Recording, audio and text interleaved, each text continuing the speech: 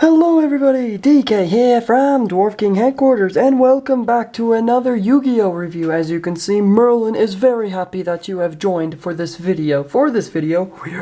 We are going to be reviewing my Warrior deck. Now you're probably wondering what's in the Warrior deck. Well, for certain I have at least, sadly, actually 3 XCs cards.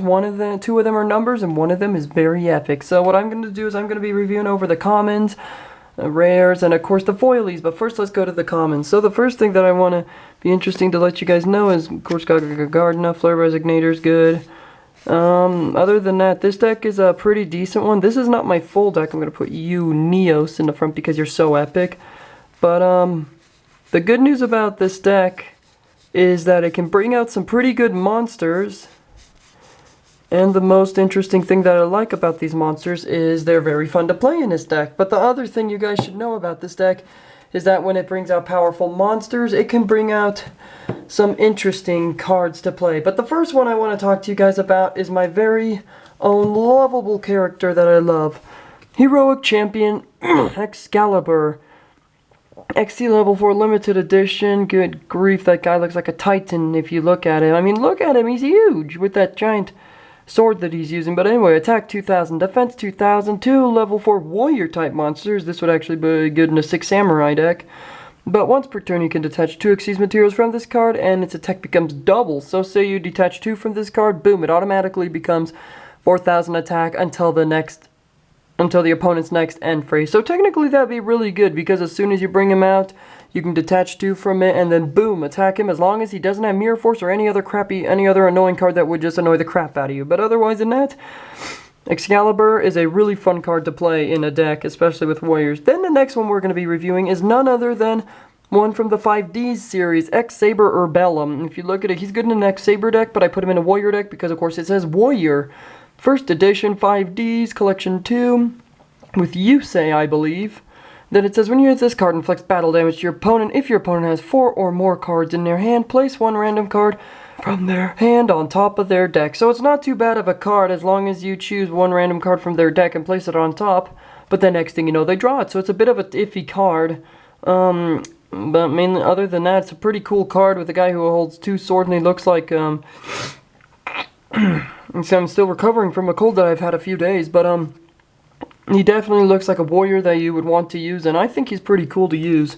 Then we got another card in my deck, one of the new cards from the Dark Rebellion XC Dragonton I opened. It was a very fun opening, and that is Old Entity Hastor, as you have seen in the opening. But the good news about this card is it is a wind monster, and it says Old Entity, probably meaning that it's a really good card. And if you look at the picture on it, it looks sickening. I mean, it's just beautiful. But good news about it is 1 tuner, 1 or more non-tuner. Of course, you saw the tuners in my side one when I showed you with Neos and the Flare Resignator and stuff like that. But it says if this card is sent for your monster card sent to the graveyard, you can target 1 face-up monster your opponent controls. Equip this card, repeat, this one, none other than this one, to that monster. This monster cannot attack. That monster cannot attack. All such effects are negated. So say you put it to, attach it to Obelisk, as long as he doesn't use his ability, or Rob, boom. Their effects are negated.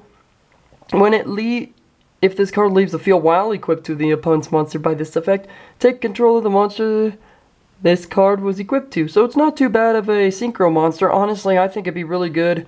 It's kind of like mind control, where you can take over their card for until the next turn. Whereas with this one, when this one is destroyed from their monster and sent to the graveyard, boom, you automatically can take control of this one. So technically, he's like mind controlling them, telling him to come over to your side, and it'll help you win the battle. But it's a fun card to play.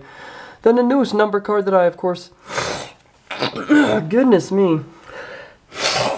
Sorry guys, I've been sick for a while, but the newest number that we've added into it is number 99, Utopic Dragon.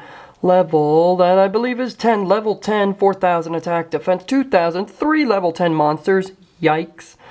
But you can also XC summon this card by discarding 1 Mancup magic spell card like Barion's Force, Astral Force, and using a Utopia monster you control's Xyz material. So technically you can use like Utopia Ray, Utopia Victory. And once per turn you could target 1 number monster in your graveyard, special summon in defense position, but its effects are negated.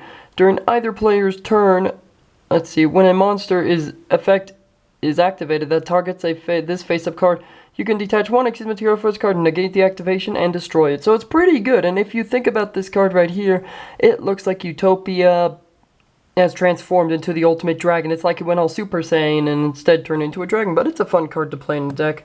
And then the next one we're going to be reviewing is number 39, Utopia Beyond. Very fun card to play in this deck. Honestly, he's a really fun Xyz material monster. Of course, you're going to need 2 level 6s, which is going to be pretty interesting. Attack 3,000, defense 2,500. You can see the ability. Attack of all your monsters your opponent currently controls becomes 0, so basically just zeros them out, just shrinks them if you think about it, but it's a fun card to play. Then, of course, I'm going to quickly go through these because I don't have much time on my camera. Rank up Magic Astral Force, like I said, this will be used, of course, with Utopia and then Utopic Dragon, so now we can bring it out. Earthbound Immortal Kapakapu. Looks really weird, but is actually this card actually can attack your opponent directly, believe it or not, with the effect. As you see it, this card can attack your opponent directly. So basically, it'll deal a lot of damage. Kaiser Seahorse, one of my favorite cards in this deck, mainly because it was used by Kaiba, and also it can count as 2 materials for a light monster like a, a Blue Eyes.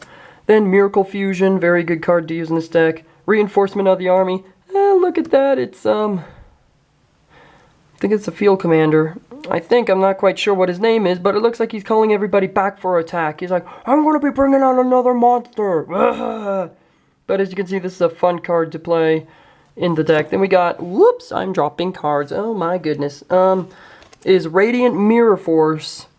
Now, instead of Mirror Force, we can destroy all attack position monsters. This one requires 3 in order to activate. But you can read its ability. It's an interesting Mirror Force. Then we go with my favorite, Guilford the Legend. Good grief, you stupid card. Stop falling from my deck.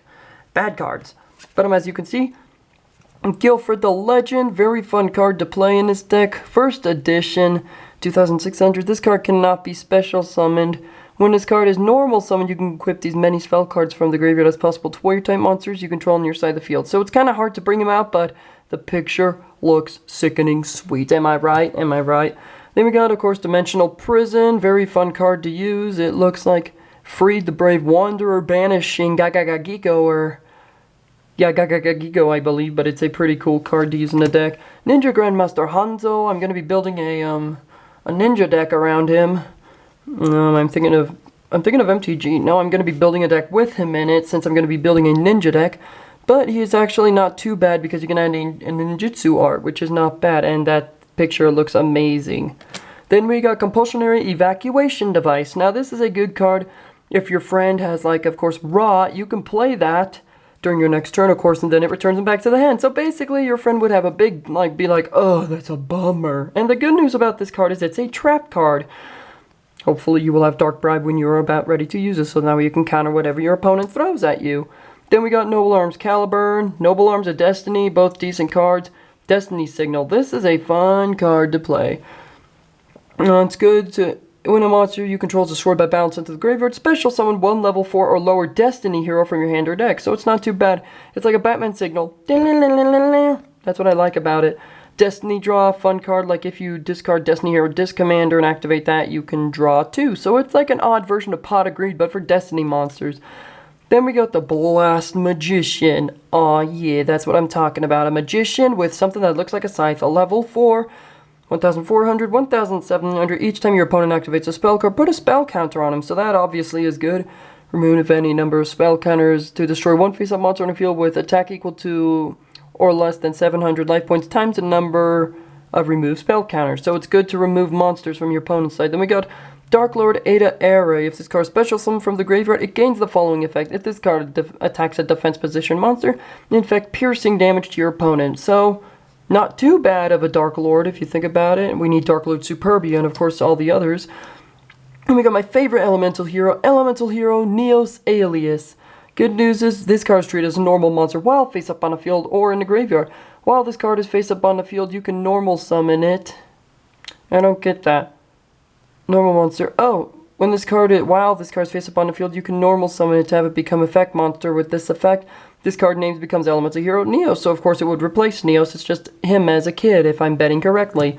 Then we got Elemental Hero Wildheart, very fun card to play in this deck. This card is unaffected by the effects of trap cards, so say you attack your opponent with it, and they try activating Mirror Force. Well, that wouldn't really work, but that's all the time I got for today, guys, of the deck review. Be sure to stay tuned for more deck reviews coming up, and I'll see you in the next video. Also, let me know what you think of this video, but I'll see you in the next video. Bye-bye!